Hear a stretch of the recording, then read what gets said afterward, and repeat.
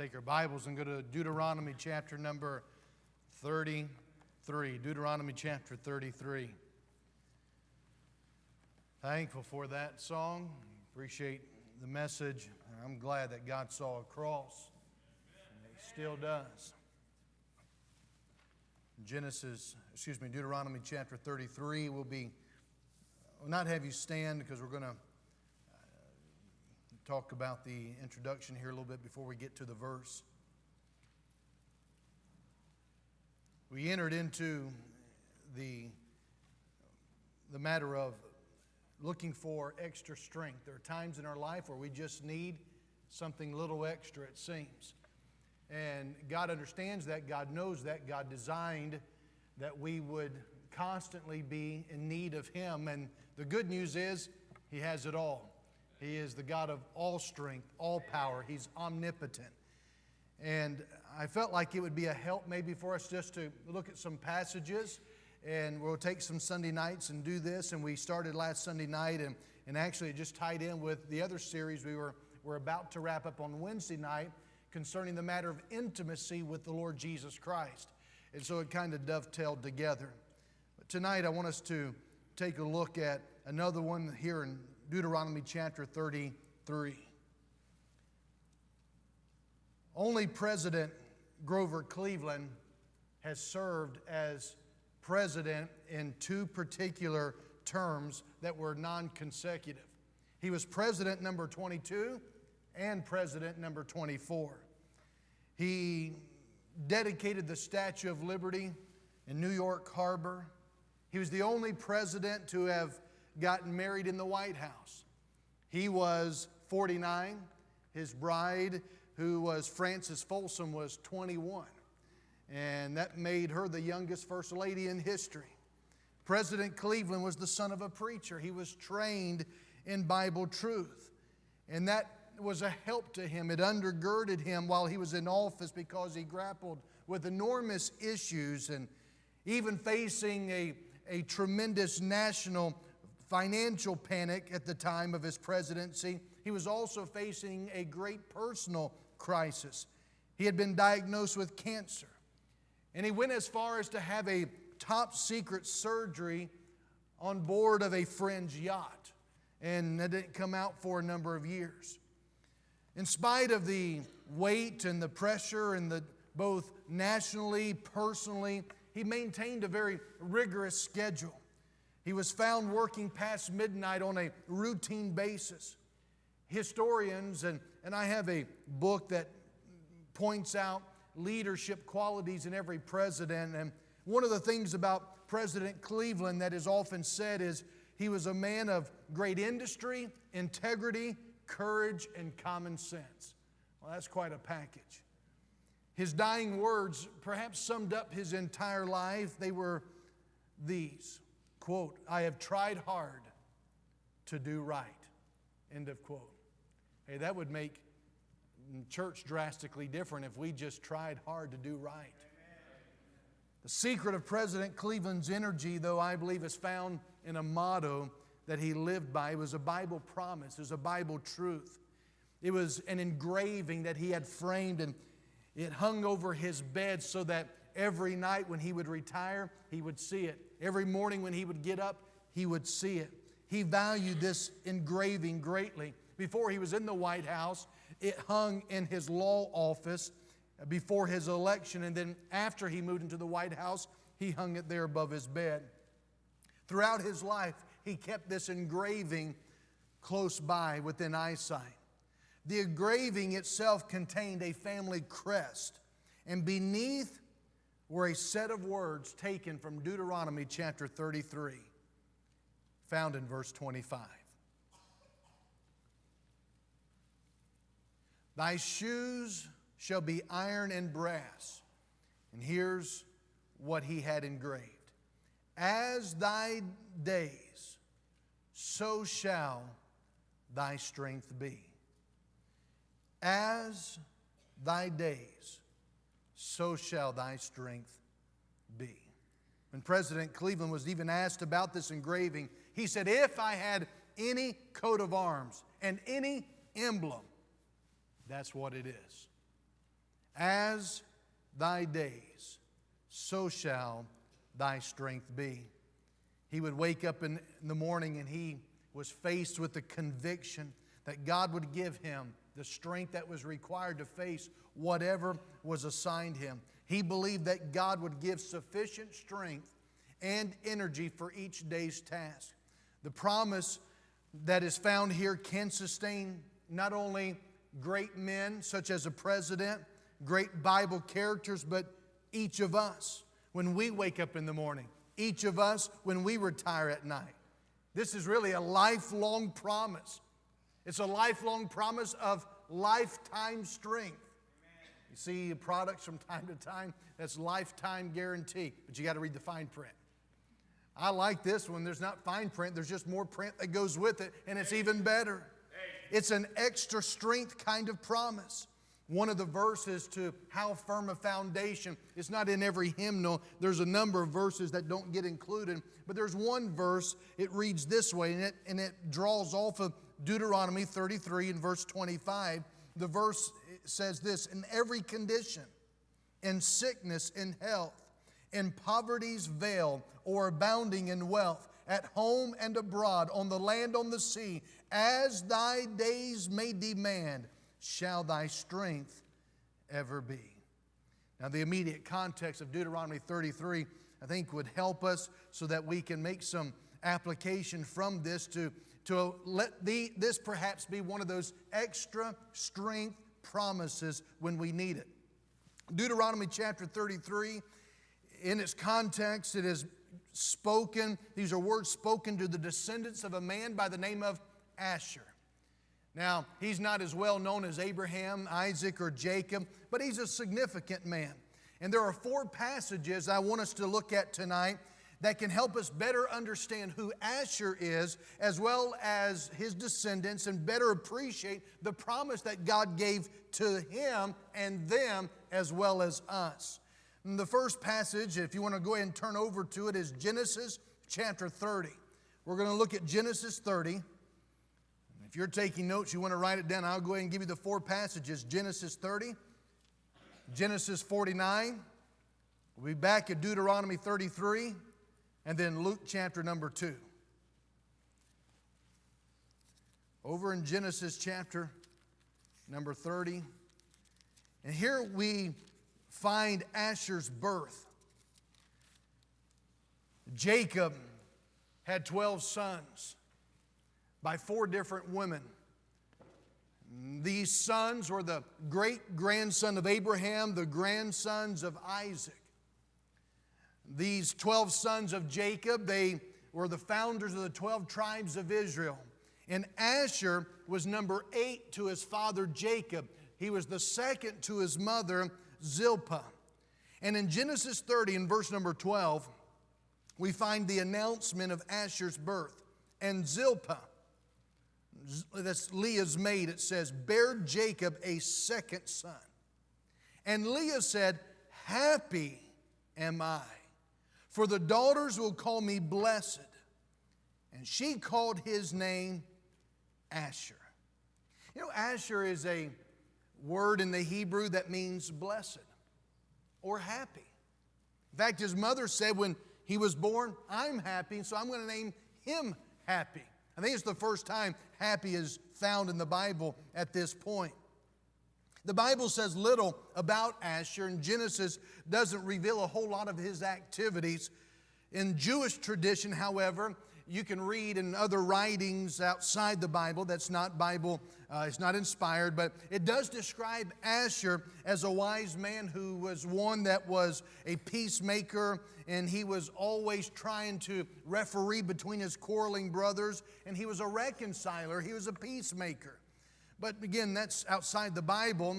What is found in the Bible, I do want us to take a look at that could, I think, help us draw benefit from this verse. Over in Genesis chapter 49, we find Asher's blessing. The next time we see Asher after his birth is in Genesis 49.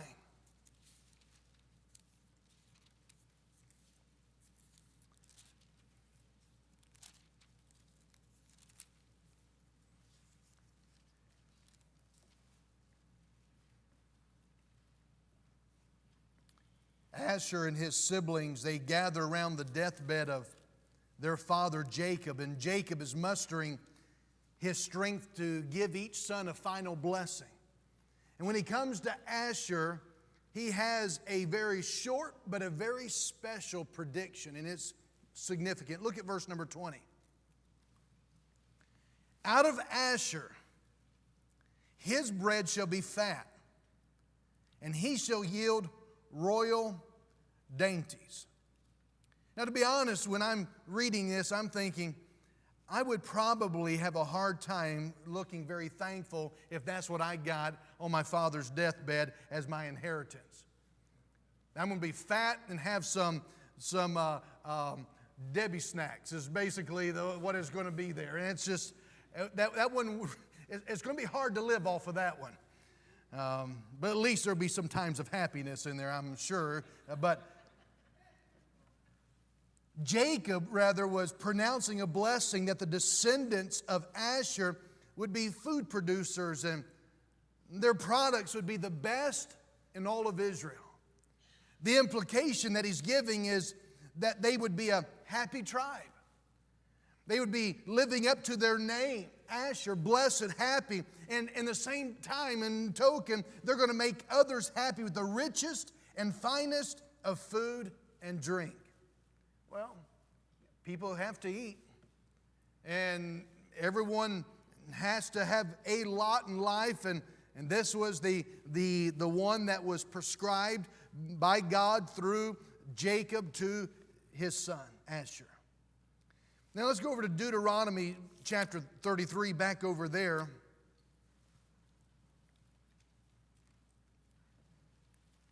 And we see after Jacob died. So we see his birth. He's given the name which signifies happiness and blessed. He comes into life. He comes into the world bringing happiness to people. We see the blessing that's bestowed upon him from his father. It's a pronouncement of living up to his name, making others happy, and having the finest and the richest of food that Israel could discover. And then we'd see in chapter 33, Asher's tribe. We see his tribe. And this is after Jacob dies. His descendants are multiplied and they become a great nation. And they go from becoming a great nation to being enslaved in Egypt until Moses comes and delivers them in the Exodus. And he leads them into the wilderness toward the promised land. And Moses, on one occasion, he conducts a census and he finds in the tribe of Asher that there are 41,500 young men. That's quite a multiplication of his tribe. About a generation later, another census is performed, 53,000. So you see the tribe has greatly increased. And this chapter is really about the tribe. When the time came to possess the promised land, Moses is handing the reins of leadership to Joshua. And so remember, Asher's father is Jacob. Moses becomes one that is part of the delivering process, taking them out of Egypt and taking them towards the promised land. And when it comes time to possess the promised land, the reins of leadership is then handed to Joshua. In Deuteronomy 33, the old Moses at this point, he is now gathering the tribes around him. Just as Jacob, the father, gathered the 12 sons, the founders of the tribes, around him on his deathbed, Moses is gathering the tribes around him. And Moses is now pronouncing in his last recorded words a blessing to each of the tribes. And we find Genesis 49 to be, or Deuteronomy 33 to parallel much of Genesis chapter 49. And here Moses, he surveys the crowd. And he looks to each tribe and he pronounces a blessing. And as he goes from tribe to tribe, pronouncing blessing to blessing, we see his heart in the matter. And in Deuteronomy 33, as he prays over each one, in verse number 24, he comes to Asher. And of Asher he said, let Asher be blessed with children. Let him be acceptable to his brethren, and let him dip his foot in oil. Here it's a pronouncement among the Asherites, this tribe, this multiplied thousands of people. Verse number 24, he's giving us a very significant pronouncement that is going to be fulfilled. When he's speaking of his foot being dipped in oil, he's referring to olive oil. Now, there have been some to have read this and thought and suggested that it's referring to petroleum. And so there are some who've actually dug for oil based upon this verse. He's not talking about petroleum. He's talking about the blessing, the olive oil, and it reflects back to Jacob's prayer regarding the agricultural success that Asher and his tribe would have. And so Abraham and Moses were praying that olive groves and great vineyards would actually cover the hills of Asher. And that's exactly what happened. It was a prayer for rich production of olive oil in such abundance that people could literally bathe their feet in it. And that's what exactly occurred. But Moses wasn't done. In verse 25, he says, "Thy shoes shall be iron and brass." He's praying here for the territory of Asher to be fortified and protected. He says the iron, the brass, referring to that of protection mechanism. And then our key verse, our key aspect, the second half of it, "As thy days, so shall thy strength be." Moses then promised the tribe of Asher this agriculturally fruitful territory with abundance of olive fields and fortified cities, that it would continue with ongoing strength. It wouldn't just be for a period of time, but it would be perpetual strength. He prayed that as long as the tribe of Asher existed, it would possess strength equal to its days. As long as you're alive, Moses told them, you will have the strength that you need to do what God assigns for you to do, and you'll have strength to bear each day whatever it may bring. But there's more. Verse 26.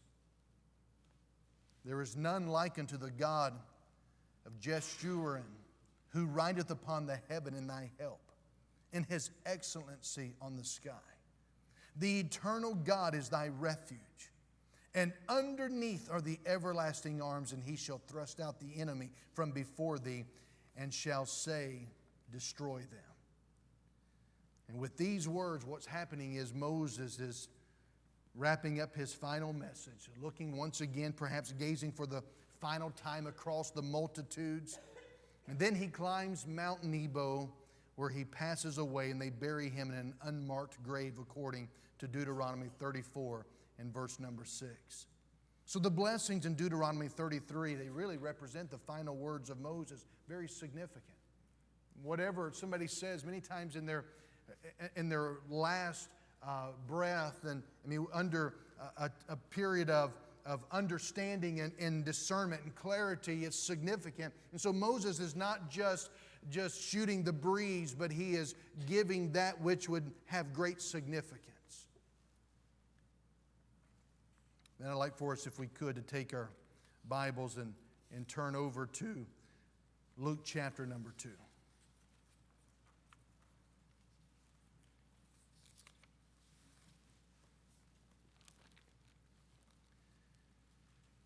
For there is an addendum to the story. 14 centuries later,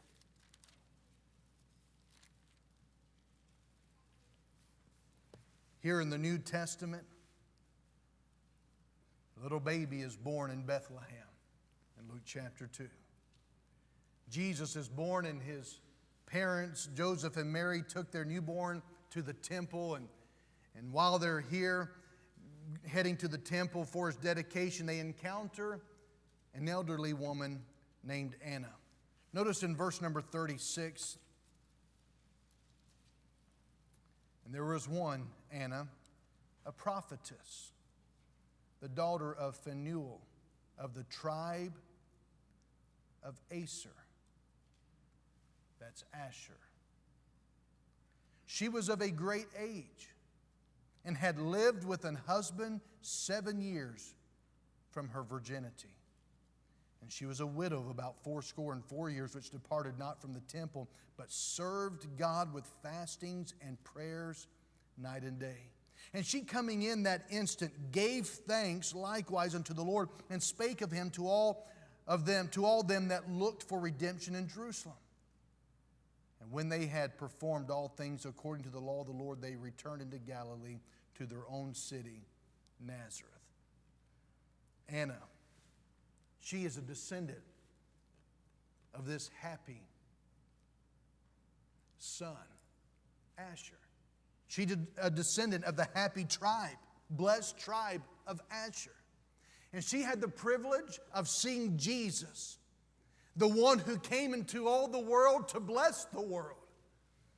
And she is able to recognize, even in her old age, she recognizes the Christ child. She gives thanks to God, and she speaks of the newborn Messiah to all those that she encounters.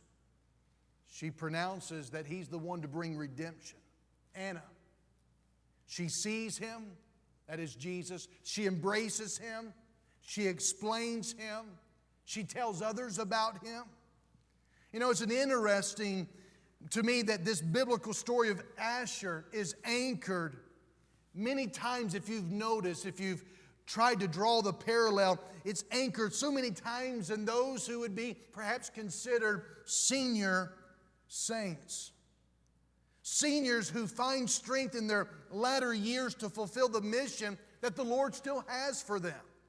Think about the patriarch Jacob. It was on his deathbed, providing that blessing and speaking that last words of significance that would give the framework for Asher's heritage. The aged Moses, the lawgiver, whose final words set the course also of Asher's history. And here we find the elderly Anna, whose greatest ministry occurred perhaps at the end of her life as she announced this Messiah. Jacob, Moses, Anna, Asher, the tribe of Asher, and you and me, through Christ, are the recipients of this promise. As your days, so will your strength be.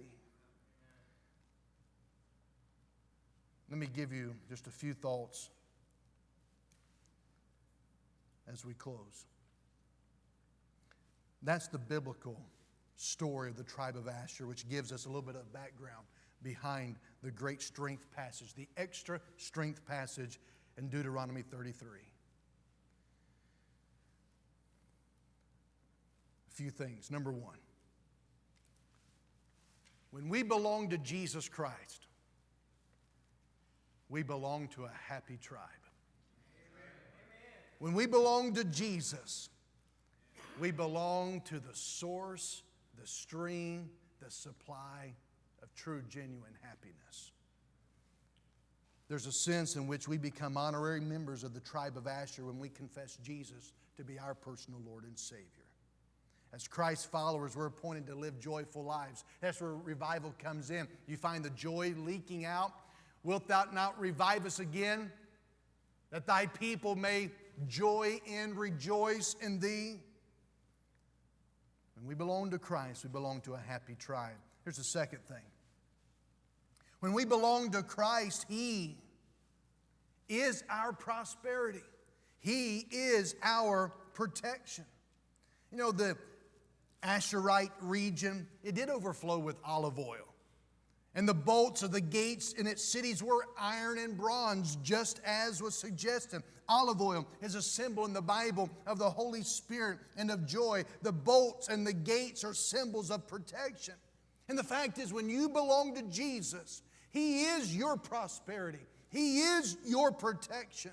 He anoints our heads with oil. He bathes our feet with joy. Whatever whatever the enemy might be, wherever he might be hiding, wherever he might be crouching tonight, there is an adversary. There is an enemy. There is one who's not looking to win you over. He is looking to destroy you. He's not forgotten about you. He's not getting too old where he can't work. There is one who is out to destroy your life. And that's why it's imperative that we stay on course. We continue to be steadfast, unmovable, always abounding in the work of the Lord. Why? For as much as we know, we understand this, as much as we gather, as much as we understand and would discern, our effort, our strength, our attempt, our investment, it's not in vain.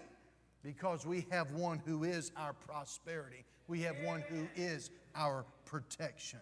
And He will ensure that while the enemy comes to kill and to steal and to destroy, all Jesus is a giver of life to bless us. Number 3, a third truth. Just like Anna, we too have a baby to introduce to the world.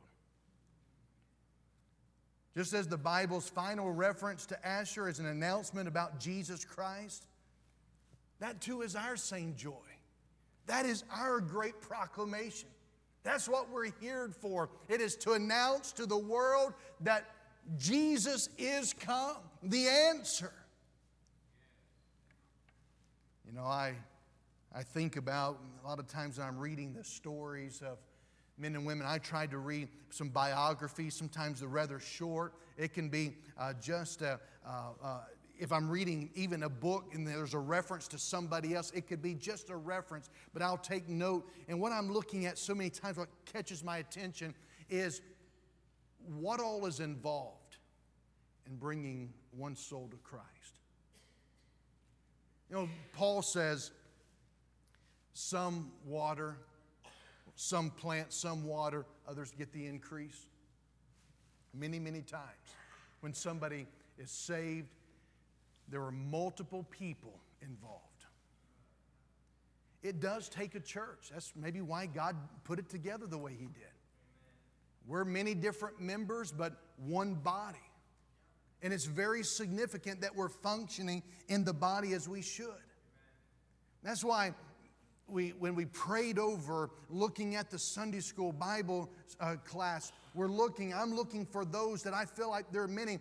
They could be leading, they could be teaching, but I need them there in order that they might help build this class, because it's not about who the teacher is, it's about who can we get in to hear the gospel. And I'm trying to put together teams there that could work, where they're not consumed with self, not about the I factor, but about having the same mind of Jesus, that we would look not on our own things, but on the things of others. And we would humble ourselves, and we would be very aware of the fact that we're not here to be served, but we're here to serve. Hey, if you ever had that mindset of Jesus, He came not to be ministered unto, but to minister, you'll never have a bad day. You may run out of opportunities for people to serve you, but you'll never run out of feet for you to wash. That's right. Amen. We have a privilege to work together in being able to proclaim the good news of Jesus. Number 4, the Lord promises a strength that is equal to our days. He promises strength, not equal to what somebody else needs, but equal to your days. You know, we'll never wake up on any morning in which the Lord has given us work to do or burdens to bear without providing the exact strength that we need. We typically measure our life in years. How many years old are you? But I think that God measures our lives in terms of days. The earth revolves on its axis every 24 hours, giving us 365 new beginnings every morning, every year rather. The Bible tells us in Lamentations 3 that His mercies, His compassions fail not. Great is His faithfulness. People sometimes will say, hey, what's new? God's mercies. Brand new every morning. And strength to face the day that you're experiencing. We looked at that Wednesday night. Paul says, that's why I don't quit. Because 2 Corinthians 4 and verse 16, though my outward man is perishing, the inward man, he said, is renewed every day. I don't quit. I don't quit. The Lord promised to give us strength equal to our days. You know, the promise in Deuteronomy 33:25, you know, it will have sufficient God-given strength for all of our God-assigned tasks through each of our God-appointed days. Let's go back to Deuteronomy 33. As we're done, I want us to end on the verse once again. Because I don't think you caught that last phrase anyway.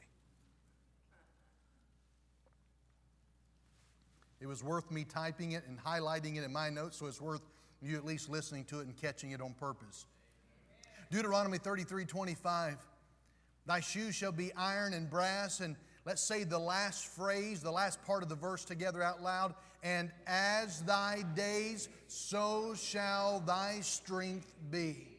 The promise is that we will have sufficient God-given strength for all of our God-assigned tasks through each of our God-appointed days.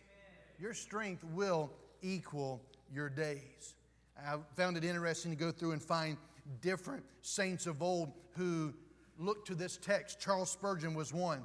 In a sermon based on this text, he said this, quote, "The same God who guides the stars in their courses, who directs the earth in its orbit, who feeds the burning furnace of the sun and keeps the stars perpetually burning with their fires, the same God has promised to supply thy strength as thy days.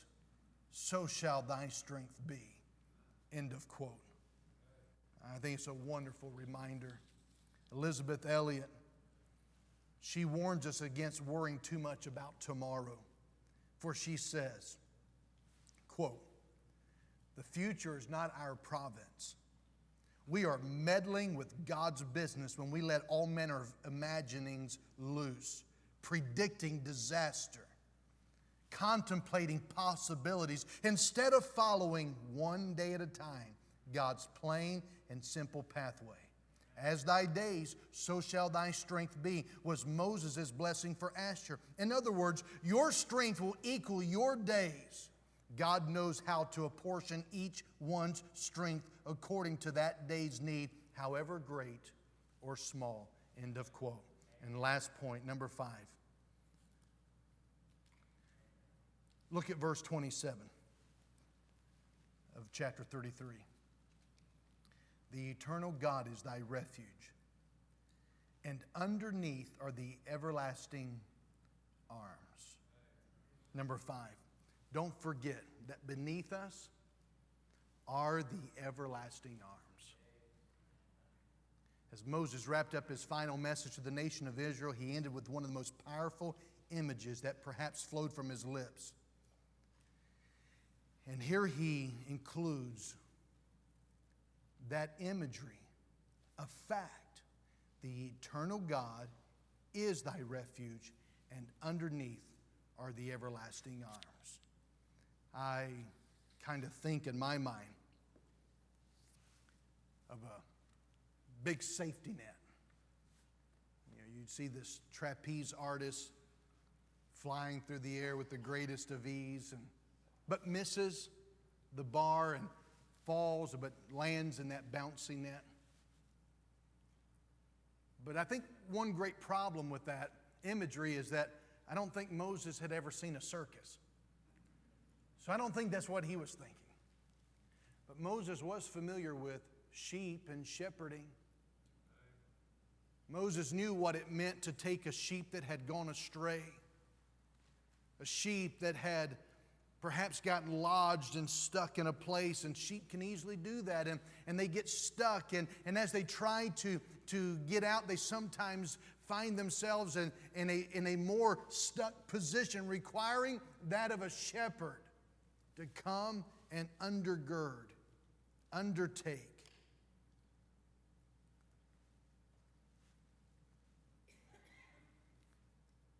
Anthony Showalter was teaching at a singing school in Hartselle, Alabama, when he received word that two of his former students in South Carolina were grieving over the death of their wives.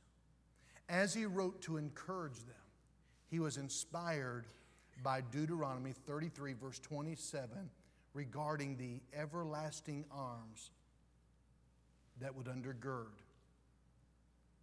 As Showalter considered these words of this verse, he was moved to compose the music and the refrain of a hymn, leaning on the everlasting arms.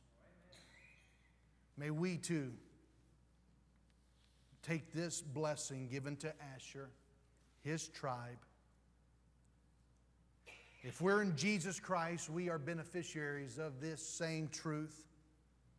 Certainly it has a particular dispensational aspect to it that limits only to this man, this tribe, but it definitely has truth that will transcend every age, every dispensation, so that we too, when we need extra strength, we can remember that our God sees, He knows, He cares, and we can draw.